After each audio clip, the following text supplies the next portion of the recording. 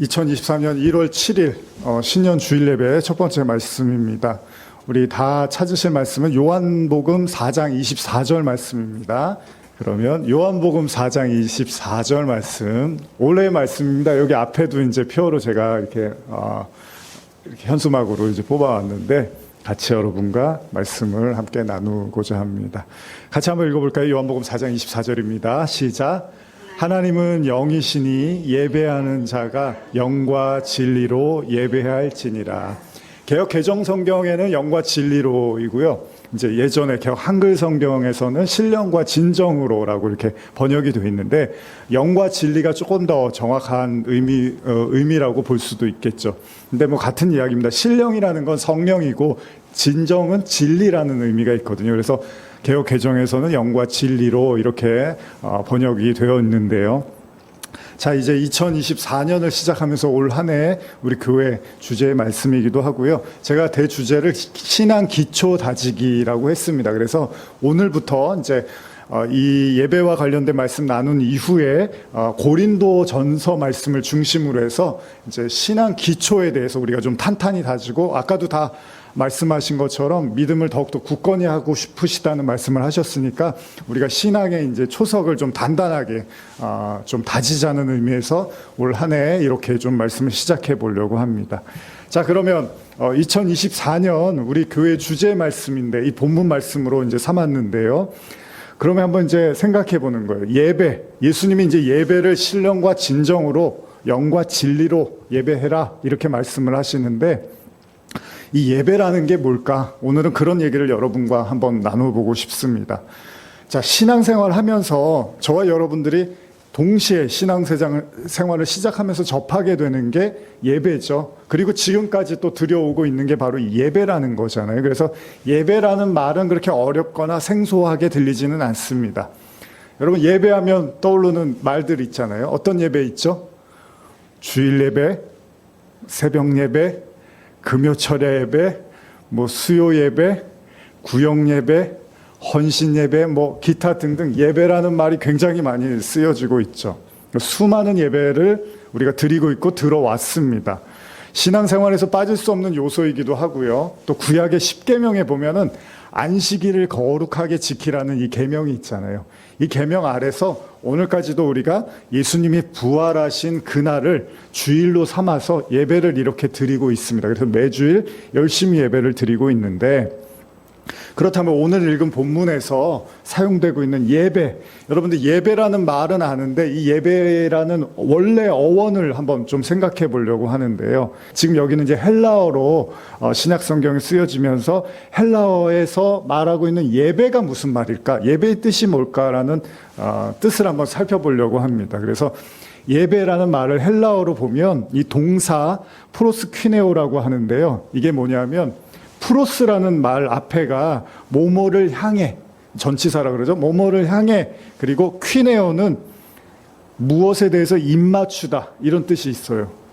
그러니까 프로스퀴네오는 뭐죠? 뭐뭐를 향해서 입을 맞추다라는 의미가 있습니다. 이게 대부분의 이제 학자들의 견해가 그런데 뭐뭐를 향하다, 이 헬라 역사 이전에 시대에 행해진 그 제의의식을 보면 이제 이런 어떤 입맞춤이라든지 이런 것들을 이제 볼 수가 있는데, 그런 것들과 관련해서 이제 해석을 할 수 있다는 거죠. 그래서 이집트의 그 조각들에는 예배하는 사람들이 신에게 이렇게 입을 맞추고 손을 쭉 뻗고 있는 이런 모습들이 좀 나오고 있다는 거죠. 그리고 헬라인들 사이에는 이 동사가요, 신들을 경배하는 데 사용되는 전문 용어로서, 제가 지금 읽어드린 건 이제 성경 사전을 보면 이렇게 나와 있습니다. 그래서 땅에 엎드리다, 부복하다, 무릎을 꿇다, 경배하다 이런 의미가 있어요. 그래서 제가 예전에 어떤 이제 수련회 같은 데를 갔는데 이제 침묵 기도 뭐 이런 수련회였는데, 거기서는 이제 인도하시는 분이 기도하라 그럴 때 어떻게 기도하냐면 그냥 앞으로 쭉 엎드려서 기도를 하라 그래요.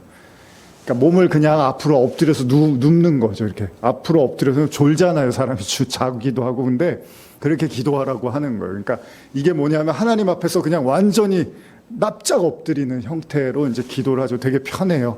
그래서 잠도 잘 오고. 근데 이제 기도도 또 하게 되는 거죠. 어쨌든 간에 예배를 드린다는 건 납작 엎드린다라는 의미가 있습니다. 이 예배라는 말이요, 우리가 보고 있는 개역개정의 성경에 이제 신약에서 지금 처음 등장하고 있는데, 그러니까 구약에도 있는데 지금 읽은 요한복음 4장 24절은 이제 신약에 처음 등장하고 있는 예배라는 표현이에요. 이는 예수님께서 사마리아 여인을 찾아가서 그녀와 대화를 나누던 중에 이 예배라는 말씀을 쓰신 겁니다. 요한복음 4장 내용 여러분 아시죠? 예수님이 사마리아 부정한 땅에 가서 부정한 여인과 대화를 하시다가 예배에 대한 말씀을 하신 거예요. 근데 이 예배에 대한 말이 구약에도 이제 개역개정을 중심으로 봤을 때 구약에도 나오는데 대표적으로 창세기하고 출애굽기에 이제 등장을 합니다. 그래서 창세기 22장 5절에 보시면 이에 아브라함이 종들에게 이르되 너희는 나귀와 함께 여기서 기다리라. 내가 아이와 함께 가서 저기 가서 예배하고 우리가 너희에게로 돌아오리라 하고. 여러분 이 구절 혹시 무슨 얘기인지 아시나요? 이에 아브라함이 종들에게 이르되 너희는 나귀와 함께 여기서 기다리라. 내가 아이와 함께 저기 가서 예배하고 우리가 너희에게로 돌아오리라 하고. 아브라함이 이삭을 바칠 때의 장면입니다. 그래서 이삭을 내가 데리고 예배하고 오게 할 때 예배라는 표현을 쓰는 거죠. 그리고 여기에 이제 쓰이는 그러면 히브리어 동사 이게 뭐냐 할 때 샤하라는 동사가 쓰여지고 있는데 여기도 몸을 구부리다, 절하다. 그래서 bow down 이렇게 표현을 하고 있습니다. 그래서 몸을 그냥 구부리다라는 표현을 하고 있어요. 그리고 개역개정에 또 나오는 예배라는 말이 출애굽기 32장 8절에 있는데 여기도 보면 제가 읽어드릴게요. 그들이 내가 그들에게 명령한 길을 속히 떠나 자기를 위하여 송아지를 부어 만들고 그것을 예배하며 그것에게 제물을 드리며 말하기를 이스라엘아 이는 너희를 애굽 땅에서 인도하여 낸 너의 신이라 하였도다.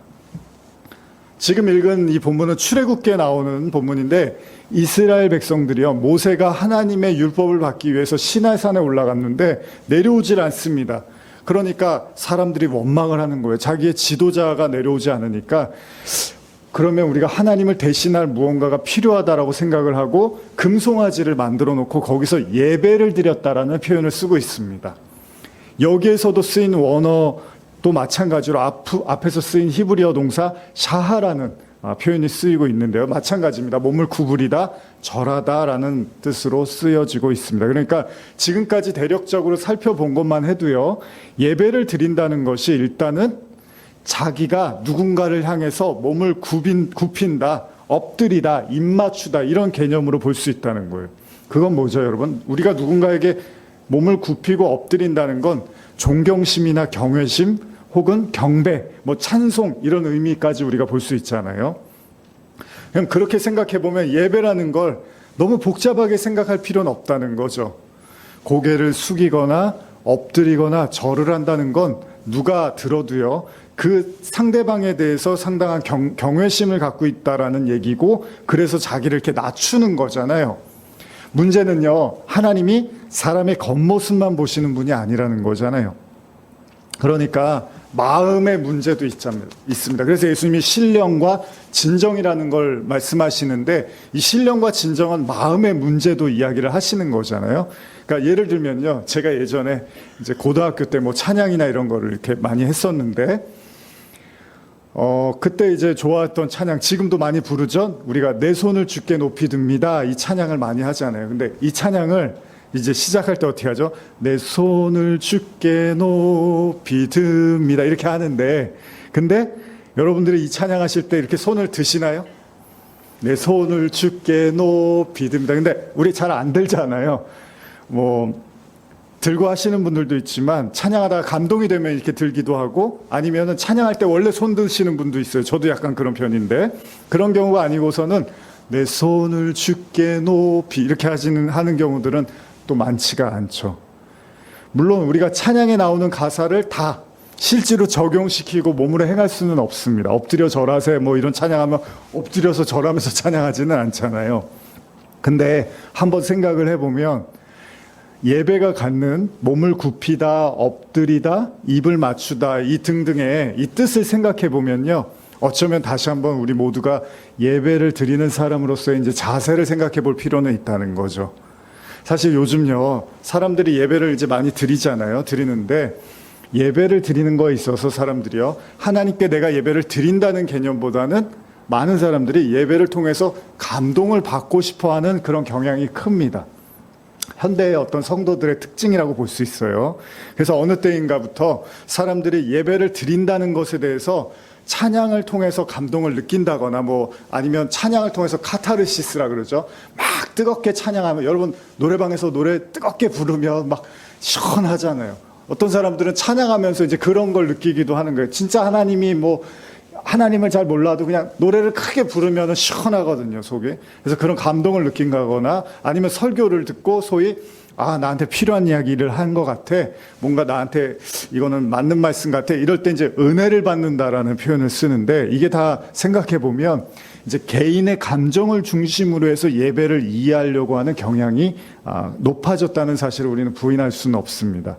무슨 말인가 하면요, 원래 예배는요, 자신이 경배해야 될 대상을 향해서 먼저 자기를 낮추고 굽히면서 그렇게 나아가는 행위를 예배라고 해요, 원래는. 그런데 어느 때부턴가 오히려 예배의 주체가 자기 자신이 돼서 내 감정이나 기분이 굉장히 예배를 드려서 좋아졌다, 마음이 시원해졌다, 그런 이야기, 그 예배에 성공했다, 이런 표현도 쓰는데, 근데 진짜 예배의 성공은 뭐죠? 하나님 앞에 우리를 이렇게 낮추는 걸 성공한 건데, 내 예배 드리고 힘이 나, 마음이 시원해졌어, 기분이 좋아졌어, 이제 이런 걸 우리가 예배에 성공했다고 생각하기도 한다는 겁니다.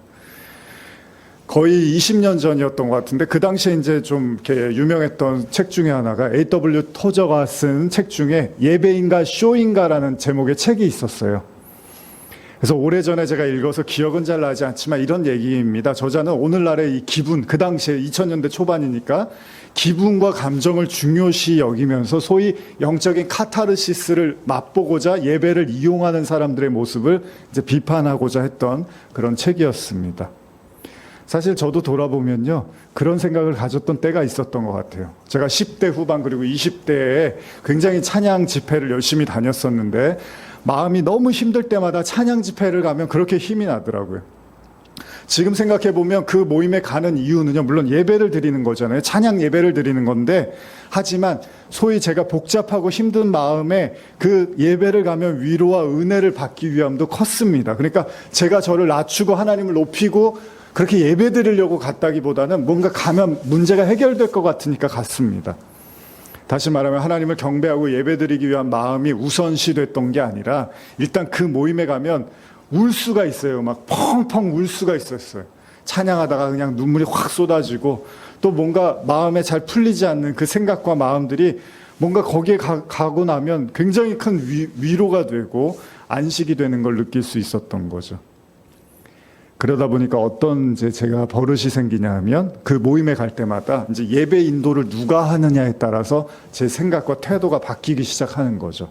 무슨 말이냐면, 예배를 중점적으로 인도하시는 분, 그러니까 예배에 이제 메인 인도자가 있을 때는 같이 열심히 찬양도 하고 처음부터 끝까지 일어서서 막 앉지도 않고 찬양하고, 또 인도하시는 분 한마디 한마디를 굉장히 의식하면서 다 듣고 하는데, 만약에 그분이 안 계시는 날이 있어요, 가끔. 해외에 나가시거나 이러면 이제 다른 분이 인도를 하시면 그냥 앉아서 그냥 찬양하고 또 실망도 좀 하고, 왜 안 오셨어 오늘, 안 계실 줄 알았으면 나도 안 올걸, 이런 생각도 하고. 그러다 보면 예배에 집중을 하는 게 아니라 저 인도자가 소위 잘하나 못하나 이렇게 판단을 하기 시작하는 거죠. 그러다 보니까 예배도 아무래도 다른 분이 계실 때보다는 마음이 그렇지가 않은 거예요.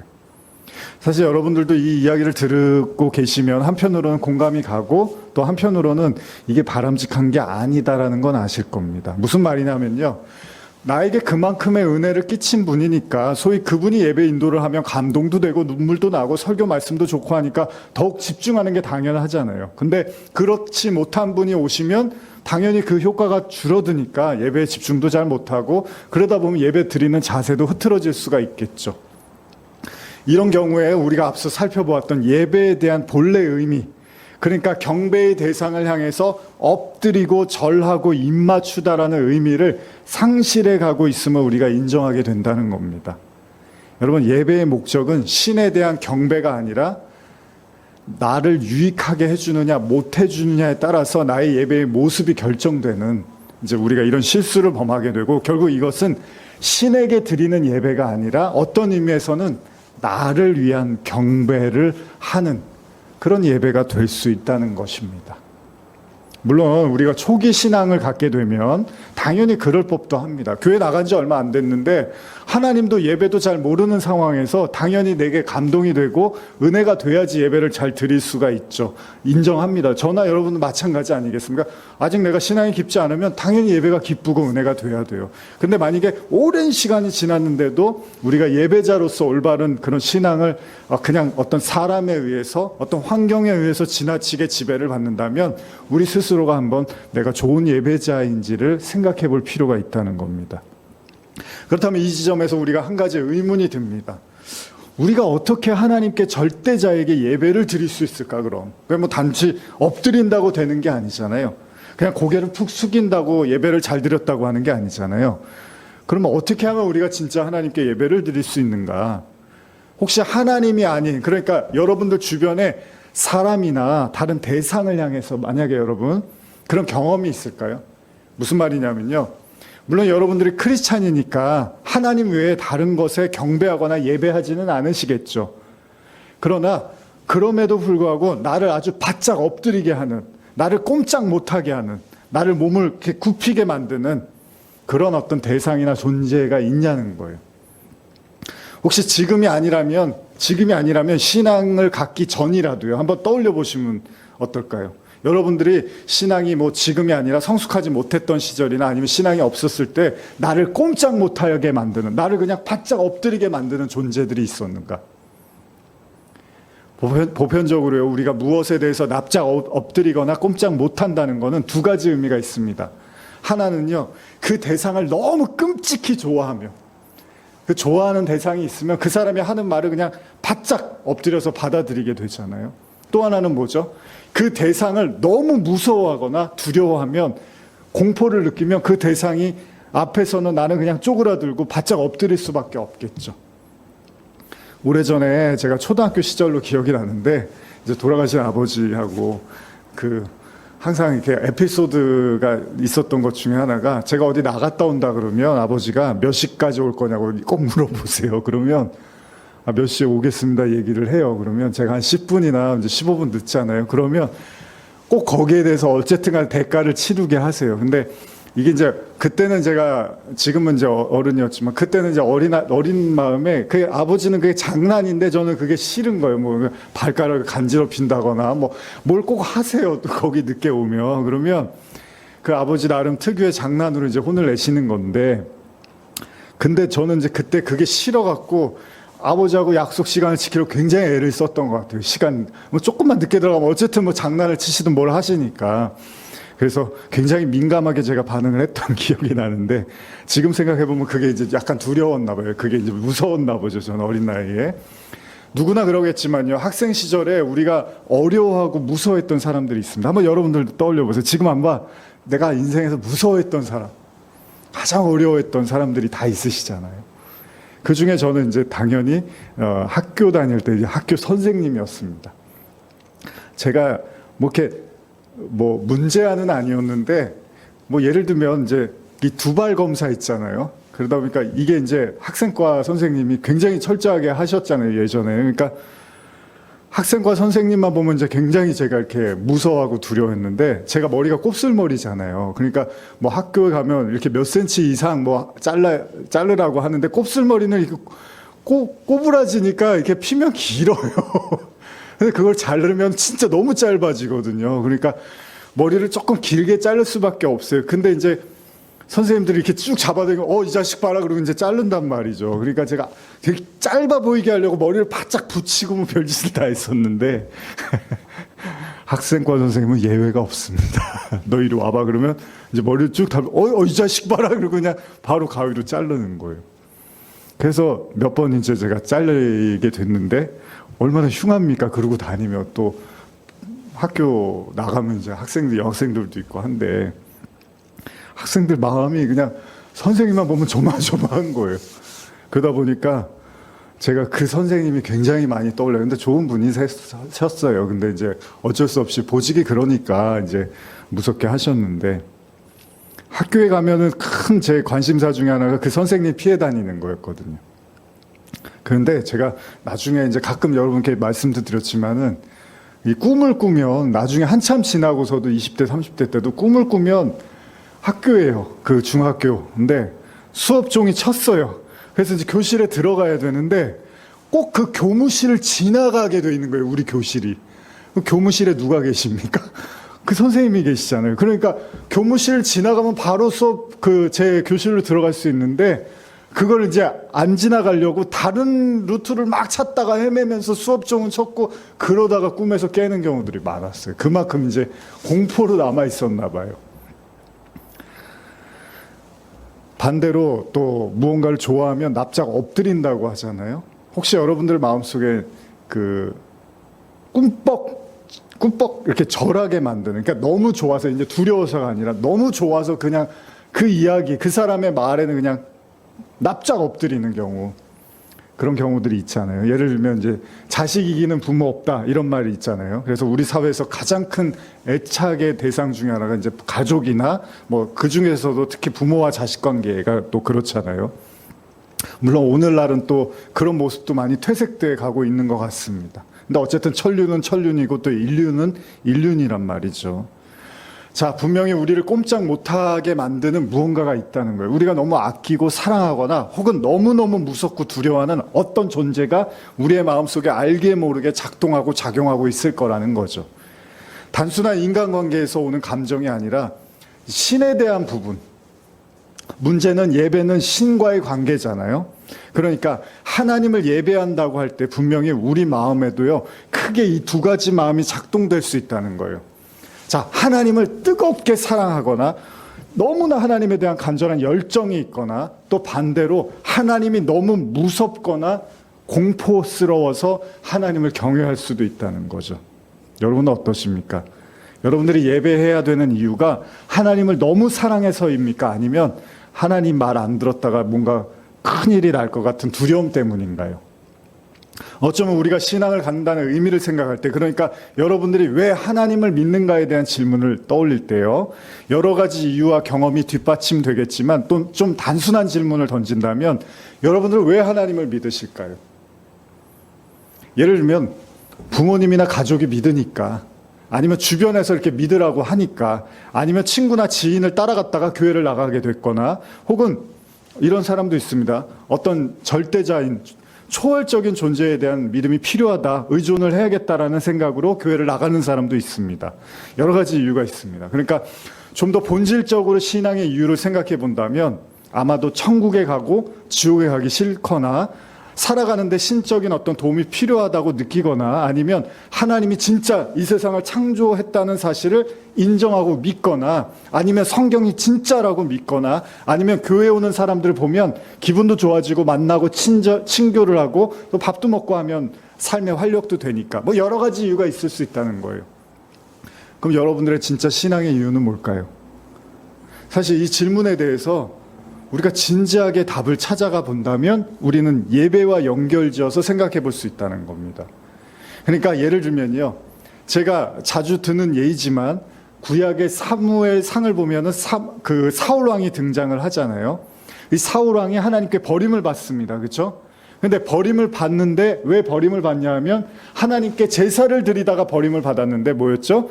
하나님이 하지 말라고 했는데, 전쟁을 하고서 어떤 전리품도 취하지 말라고 했는데 사울이 거기서 제일 좋은 걸 가져다가 하나님께 제사를 드렸는데 하나님이 그걸 가지고 사울을 버리셨다는 거죠. 그래서 이 얘기를 한번 제가 읽어드릴게요. 잘 아시는 내용인데 현대어로. 사무엘상 15장 20절인데요. 그러나 사울은 여전히 변명하였다. 나는 분명히 여호와의 말씀대로 하였습니다. 나는 여호와께서 내게 명령하신 대로 가서 아말렉 족속과 싸웠으며 그들을 전멸시켰습니다. 더구나 그들의 왕까지 사로잡아 이곳으로 끌고 왔습니다. 오직 우리 군인들이 양떼와 소떼 중에서 가장 좋은 놈들을 살려두기는 하였지만 그것은 순전히 여기 길갈의 성소에서 하나님 여호와께 제물로 바치기 위한 것이었습니다. 그런데도 사무엘이 또다시 사울을 책망하였다. 여호와께서 무엇을 더 좋게 보실지 스스로 판단해 보시오. 자신의 명령을 따르는 것보다 번제나 화목 제물을 더 좋게 생각하실 것 같소. 똑똑히 들으시오. 당신이 여호와의 말씀을 듣고 순종하면 그보다 더 좋은 제물이 없을 것이오. 여호와의 말씀을 거역하는 것은 점쟁이의 속임수와 같고 여호와의 말씀보다 자기의 고집을 내세우는 것은 우상 숭배와 같은 죄악이요. 이제 당신이 여호와의 명령을 저버린 것 같이 여호와께서 당신을 저버릴 것이요. 당신은 이제 더 이상 하나님의 백성을 다스리는 왕이 될 수 없어. 잘 아시는 내용이죠. 여기서 사울이요, 사무엘 선지자로부터 우리가 잘 아는 유명한 말씀을 듣는데 그게 뭐냐면 순종이 제사보다 낫고 듣는 것이 숫 양의 기름보다 나으니, 이런 말을 들어요. 무슨 말이죠? 가만히 생각해 보면 사울이 이렇게까지 한 이유가 뭘까요? 자, 하나님이 하지 말라고, 다 전쟁에서 어떤 재물도 취하지 말라고 했는데 굳이 좋은 양과 소를 살려둬서 하나님께 제사를 드렸던 이유가 뭐죠? 하나님을 너무 사랑해서요? 그러면 하나님이 그 마음을 아시고 과연 사울을 버리셨겠습니까? 자기를 너무 사랑해서 한 일인데, 그래도 명령은 어겼지만 그 마음을 아셨기 때문에 하나님께서 이렇게까지 화를 내시진 않았겠죠. 문제는 사울의 제사의 목적이 하나님에 대한 엎드림, 우리가 알고 있는 예배, 굽힘 혹은 입맞춤이 아니었다는 거잖아요. 하나님은 알고 있었던 거죠. 뭘까요? 이미 우리가 나눴지만 사울은 하나님으로부터 버림을 받잖아요. 그런데도 어떻게 하죠? 하나님의 사람 다윗을 굉장히 많이 괴롭히잖아요. 왜요? 이렇게까지 다윗을 괴롭힌 이유는 뭐였죠? 하나님이 다윗을 장차 왕으로, 이스라엘 왕으로 세울 것을 알았단 말이에요. 기름 부은 걸 알았습니다. 그럼 이유는 다명합니다. 하나님께서 사울의 제사를 경멸하신 이유는 뭐였죠? 좋은 재물을 가져와서 제사를 드리려고 했던 사울을 버리기까지 하신 이유는 하나님에 대한 경외나 경배가 아니라 자신의 왕위를 유지하기 위해서 하나님께 잘 보이고 싶었던 거예요.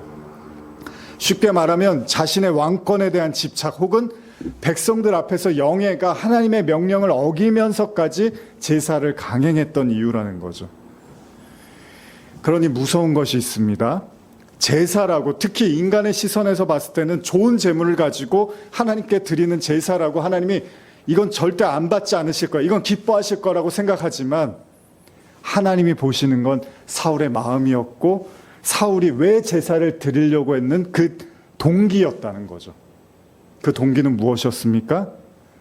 왕으로 사는 것을 유지하고 싶었던 마음이었고 하나님은 이걸 가능하게 해줄 거라고 믿었던 거죠, 사울이. 그래서 하나님 앞에 뭘 한 거예요? 제사라는 쇼를 한 거예요. 하나님의 눈속임을 하고 싶었던 거죠.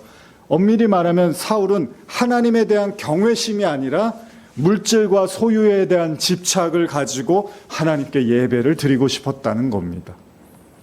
그래서 사무엘이 뭐라고 합니까? 제사보다, 예배보다 더 중요한 게 있다는 거예요. 그게 뭐라고요? 순종이 제사보다 낫다는 말을 여기서 씁니다. 이게 굉장히 중요한 말씀이거든요. 사실은 제가 이 말씀하고 올해의 표요 말씀과 이렇게 견주었던 말씀이 바로 이 말씀이었어요. 순종이 제사보다 낫다. 왜? 신령과 진정으로 예배를 드리는 게 맞는데 그 예배보다 더 중요한 게 뭐냐면 순종이라는 거예요. 하나님의 말씀을 여러분들 듣고 그걸 따라가는 게 예배보다 더 중요하다고 지금 사무엘이 말하고 있습니다. 사울의 교훈처럼요, 자신의 욕망을 성취하기 위한 도구로서 드리는 예배는 하나님도 가만히 계시지 않고 오히려 이 예배를 드림으로써 하나님과 더 멀어지게 될 수도 있다는 겁니다. 그러니까 우리가 이런 이야기를 가볍게만 듣기에는 왠지 모를 쓴 웃음이 지어집니다. 왜냐하면 우리도 때때로는요, 우리의 그 어떤 거를 성취하기 위한 방법으로 예배를 드리기도 하잖아요. 저도 그렇고 여러분도 그렇고, 뭔가 예배 잘 드리면 하나님이 잘 풀리게 해주시겠지, 뭔가 예배를 잘 드리면 이 기도를 들어주시지 않을까, 이런저런 생각들을 우리가 예배를 드릴 때가 많이 있단 말이죠. 그래서 나온 게 뭐죠? 1000번제. 1000번 동안 예배를 드리면, 1000번의 예배를 드리면 하나님이 들어주신다 그래서 정말 1000일을 작정하고 예배 드리는 사람도 있습니다. 뭐 새벽이나 저녁에. 그리고 뭐 작정 기도회 있죠. 40일 작정. 우리 교회 뭐 그런 거 하면 어떻게 오실런지 모르겠지만 또 며칠 금식 한 7일 보통 이제 예전 분들은 뭐 40일까지 금식을 하셨단 말이죠. 이런 기도 저도 이제 너무 힘들 때는 그렇게 금식하면서 기도를 해요. 제가 고등학교 때는 한 석 달 정도 이제 오전 금식을 했었습니다. 오전 금. 그때 이렇게 기침을 많이 하더라고요. 폐가 나빠졌는지. 아침을 안 먹고 하니까. 근데 뭔가를 성취하기 위한 마음으로 예배를 드리는 경우도 있습니다. 근데 그게 어떻게 보면 되게 순수하고 열정 같은데 또 잘못 보면요. 하나님한테는 모든 경우를 다 싸잡아서 비난할 수는 없지만 고집을 끝까지 하나님께 부리는 것처럼 보일 수도 있다는 거죠. 하나님이 아니야 라고 말씀하셨는데 내가 고집으로 한번 하나님을 꺾어보겠다라는 그런 시도가 될 수도 있다는 거죠. 진정한 예배의 가치가 뭘까요? 이제 말씀을 마무리하겠습니다. 예배의 가치, 예배의 의미는 뭘까요? 예배는 나를 하나님께 설득시키는 게 아니라 그러니까 내 의지나 고집이나 혹은 나의 소원을 하나님께 관철시키는 게 아니라 기도는 그렇게 할 수 있겠지만 예배라는 건 내가 그분의 말을 듣고 내 고집을 꺾고 내 소원보다 하나님의 뜻을 받아들이고 이런 마음들을 가질 수 있어야 된다는 거죠. 아까 그래도 우리 성도님들 기도 제목 나누실 때 다 보면은 어떤 개인적인 어떤 물론 기도 제목도 중요하지만 다들 보시면은 신앙과 하나님과의 관계를 주로 말씀하시는 것 같아요. 아니면 타인에 대한 전도나 그런 것들이 사실 굉장히 중요한 거죠. 다시 말하면 우리가 그분 앞에 우리를 엎드리고 굽히고 경배하는 것은 내가 주체가 아니라 하나님이 예배의 주체이고 경배의 대상으로 인정해야 된다는 거고요. 예배의 주인이 내가 아니라 하나님이라는 거예요. 나를 관철시키고 내 기분과 내 마음과 내 생각을 좋게 하는 게 예배가 아니라 나를 하나님이 나를 이렇게 받아들이고 하나님을 내가 받아들일 수 있는 이런 과정이라는 겁니다. 이러한 가운데서 예수님은 오늘 사마리아 여인에게 말씀하십니다. 예배하는 자는 영과 진리로 예배해야 된다. 이게 이제 중요한 메시지잖아요. 예배하는 자는 영과 진리로, 신령과 진정으로. 자, 여러분들 이 말의 뜻을 생각하시면 어떻게 예배하라는 얘기일까요? 신령과 진정으로. 그냥 대충 진지하게 하라는 거, 이 정도 우리가 생각할 수 있는데 좀 더 깊이 한번 생각해 보고 싶어요. 도대체 영과 진리로, 신령과 진정으로. 여러분들이 그동안 오랫동안 예배를 드려오셨는데 어떠십니까? 신령과 진정으로 예배 드리십니까? 영과 진리로 예배 드려오셨습니까? 만약 그랬다면 한 번 더 우리가 신앙의 기초를 다지면서 이 말씀을 생각해 봤으면 좋겠어요. 이 말뜻의 진짜 의미는 뭘까요? 다음 시간에 계속해서 나누겠습니다. 기도하시겠습니다. 하나님 아버지, 우리가 예배에 대한 말씀을 2024년 새로운 표어로 삼고 신령과 진정으로 하나님께 나가기를 원합니다. 우리 성도님들 이곳에서 또 이전에도 계속 예배드리며 왔는데 올 한 해는 정말 영과 진리로 신령과 진정으로 예배드리는 진정한 예배자로 또 거듭나게 하시고 이를 통해서 예배의 기쁨과 삶의 행복을 누리게 하여 주시옵소서. 감사드립니다. 예수님의 이름으로 축복하며 기도합니다. 아멘.